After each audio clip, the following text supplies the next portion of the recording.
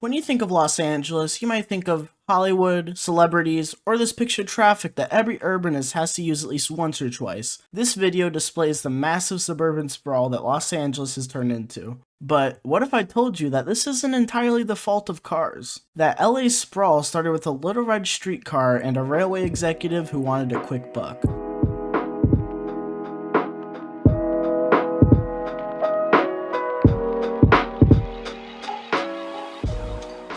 Henry Huntington was the nephew of Collins Huntington, the founder of the Central Pacific Railroad. Henry worked alongside his uncle, learning a lot about the industry. He was expected to take over the business after his uncle's death. However, he was blocked from earning the position by a bondsman, leading him to sell all of his company shares.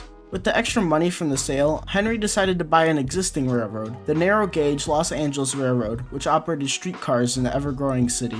With this newly acquired company, Henry formed the Pacific Electric Railway in 1901 and needed it to grow. Los Angeles was different from New York or Chicago at the time. While these cities were racing to build the tallest buildings in the world, Los Angeles passed a height restriction at 150 feet, or around just 13 stories. The streetcars wouldn't be profitable enough with such a limited density in the city, so Henry looked outwards, and what he saw was a gold mine. Land. Lots and lots of untouched land ripe for destruction. The company expanded rapidly, building around the greater Los Angeles metro.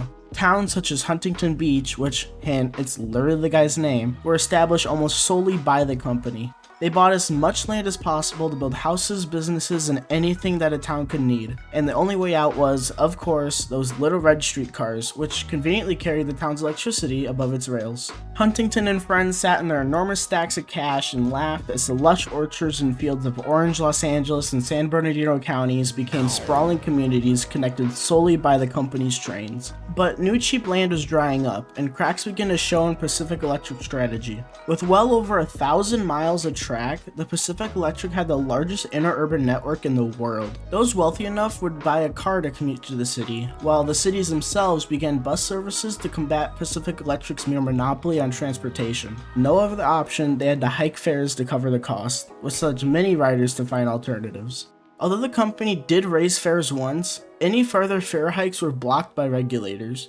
When the company wanted public funding, voters were unwilling to pay the private company for their own finances. So the company did the only thing it could do, start to downsize and cut corners to remain afloat. This only led more people to start using buses and cars as an alternative to the increasingly expensive and dilapidated red cars. The region continued to sprawl as cars became a much better alternative to the interurbans, and the first highway in the city opened up in the 1940s to much fanfare. Residents demanded more freeways, and debates about whether these new highways should include public transit grew louder and louder. These debates led to the city drafting the Rail Rapid Transit Now Plan in 1948. This plan would transfer all train lines from Pacific Electric to the city of Los Angeles. The interurban lines would be rebuilt in freeway medians spanning the city, and new subways would be built downtown. 6th and Main would become the new terminal for 6 lines. 3 going south of San Pedro, Long Beach, and Bellflower would remain relatively unchanged, along with the 2 lines going to Pasadena and Monrovia. A new line would be created from the station to Baldwin Park along a highway median. 2 new subways would have been built in the city. The first would have run between 4th and 5th Streets and serviced 4 lines going to North Glendale, Burbank, Van Nuys, and Santa Monica. The other subway would run under Hill Street to Englewood and the Imperial Highway. This plan would have changed the future of Los Angeles. However, these plans were just narrowly shot down by the city council amid heavy backlash from businesses, developers, and suburbanites. The freeways the trains would have run on were built without them, sealing the fate for Pacific Electric. All remaining lines were shut down, with the remaining red cars closing in 1961, and the last remaining streetcars closing in 1963. The sprawl that Pacific Electric helped create would ultimately be its undoing. The new freeways caused a massive boom in Los Angeles, but also a lot of traffic. The freeways that were meant to solve the city's traffic problem only made it worse. Public transit is the obvious solution here, but residents who had to deal with the slow and unkempt service of the red cars refused to fund any public transit for the city. This was evident with the 1968 subway plan for the city, which would have included 3 rapid transit routes in a similar style to the northern neighbor's BART system. A vote for the plan needed a 60% majority to pass, however, it only got 45 once it got to the ballot. A second plan came out in 1974, focusing more on suburban routes rather than just the downtown core. But this plan still fell through, even through the oil crisis in the 1970s, when multiple other systems around the country were starting to take shape. If the oil crisis was enough to convince voters to buy into a metro system, what would? Well, the planners thought, go big or go home. The third and final plan of this era was an enormous one. There would have been 7 lines in this system, many of which would have multiple branches. The central and cross-county lines made up the bulk of the system, traveling to notable spaces like downtown, Santa Monica, and Long Beach. The Wilshire and La Brea lines would start in downtown and branch to Hollywood and Century City. The Inner Valley was a northern line connecting Cayuga to Duarte, while the LAX line would connect the airport to Orange County. The last 2 lines would follow Highway 605 and 405 respectively. This gigantic system would be about the same size as the London Underground at 230 miles in length, which would have made it the second largest metro system in the United States, only 18 miles behind the New York subway. To say this plan was daring for Los Angeles is an understatement. When it came time to vote on this proposition, more than 60% of voters opposed this plan. It wasn't all bad though, as in the same year, the state of California formed a Los Angeles County Transportation Commission, which was created to coordinate the efforts of the Southern California Rapid Transit District with local transit. This agency would create, you guessed it, another metro system plan. Proposition A composed of 7 routes and was pretty much a watered down version of the 1976 plan. What you weren't expecting is that plan actually went through. The federal government would pay a 90-10 split for the construction. Unfortunately, 1980 was also the year that Ronald Reagan came into office, and that 90-10 split suddenly vanished. Plans had to be drastically scaled back to just 2 projects. The RTD would work on the Heavy Rail Red Line, which is now the B line, while the LACTC would work on the Light Rail Blue Line, which is now the A line. These agencies would eventually be merged in 1993 to form Metro. Metro eventually finished both of these projects and continue to build both light rail and heavy rail to this day. Metro currently consists of 6 lines, 4 light and 2 heavy, and unlike most other transit agencies, Metro is putting in work to grow the system. With multiple extensions and lines planned in its 2028 vision, it's safe to say that Los Angeles has the fastest and most ambitious transit network in the nation. What seems to be a problem at every turn, it's exciting to see the second largest city in the United States finally build the transit network it deserves.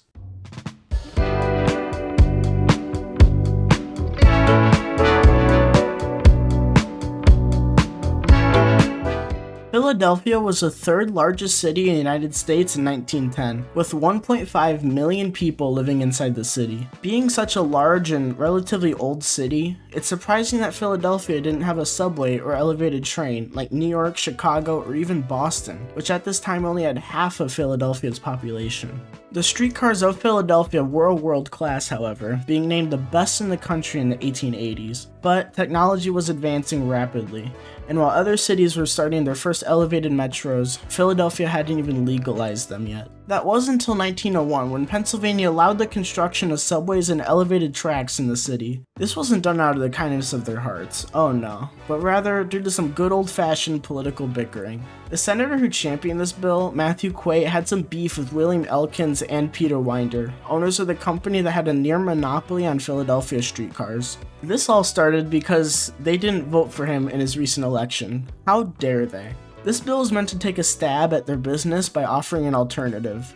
But in a twist of fate, all the franchises that were handed out to build the metros went to the 2 men, who promptly reorganized their company into the Pennsylvania Rapid Transit Company, or the PRT for short. The company's major project was the Market Street Subway, the first in the city. The company ran into financial trouble early on though, and failed to raise enough money to move forward with construction. A deal was brokered between PRT and the city to fund the system in exchange for more oversight from the city government. The Market Street route was completed in 1907 to great success. The line drastically reduced streetcar congestion in the city and made residents crave more. Around this time, the mayor of Philadelphia hired an experienced railroad executive, A. Merritt Taylor, to direct the city's new transit department. He immediately took a deep dive into the city's current system to see what could be done. In 2 years, he created an ambitious plan to completely overhaul the city's transportation, quadrupling the amount of metro systems in the city. The plan was split into phases, with the construction of a line along Frankfurt Avenue being the city's first priority.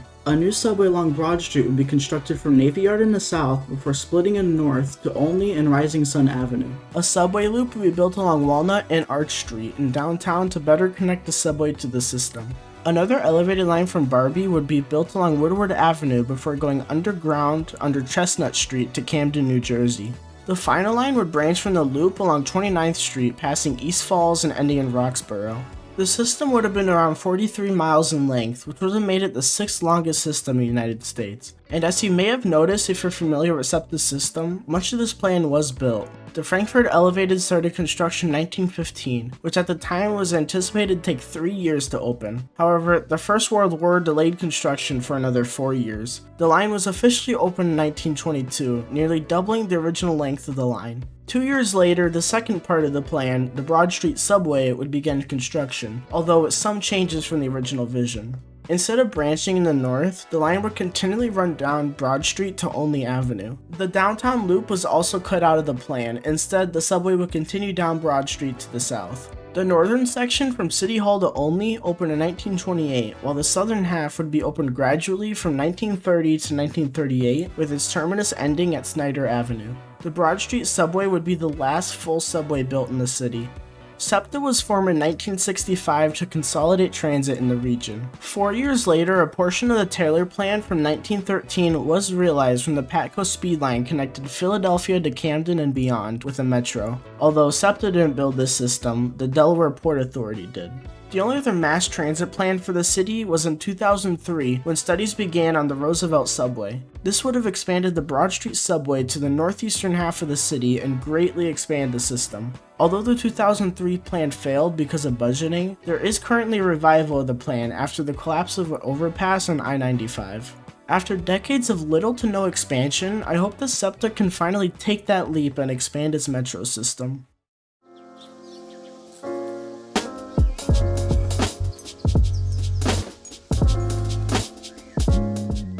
St. Louis, not exactly the place you would think of when talking about a bustling metropolis. Sorry if you're from there. But 120 years ago, it was the 4th largest city in the nation. It was the center for trade on the Mississippi River, had a booming economy, and hosted both a World's Fair and the 1904 Olympic Games, the first ever held outside of Europe. And with such a big city, at the time came a big streetcar network. At least 19 companies were operating in St. Louis up until the late 1890s. In 1898, the city passed a bill that allowed streetcar companies to acquire other companies. Thus, consolidation began, and soon after, the United Railway Company was born. And boy, did this company have a track record. Almost immediately after the formation of the company, its employees went on a month-long strike after the CEO fired over 3,000 workers for attempting to unionize. What followed was chaos. Multiple people were shot, bystanders stoned a streetcar full of passengers, and strikers shut down multiple streetcar lines. In the 4 months of striking, 14 people died and hundreds were injured. Working conditions stayed the same as the strikers failed to pressure United Railways. In 1906, United acquired the last streetcar operator in the city, making them a monopoly. Over the next 10 years, the company would slowly lose more and more money as cars became more widespread in the city. The company made a deal with the city to pay back its rising debt by raising fares. The public was outraged by this and demanded the fares remain the same. A petition to the city was created to cancel the agreement. However, the document was stolen by burglars who drilled into the safe where it was held. And being such the gracious company that they were, United decided that the agreement was just too much for them and they bailed out last minute. United Railways filed for bankruptcy just a couple of months after the incident. Gee, I wonder why.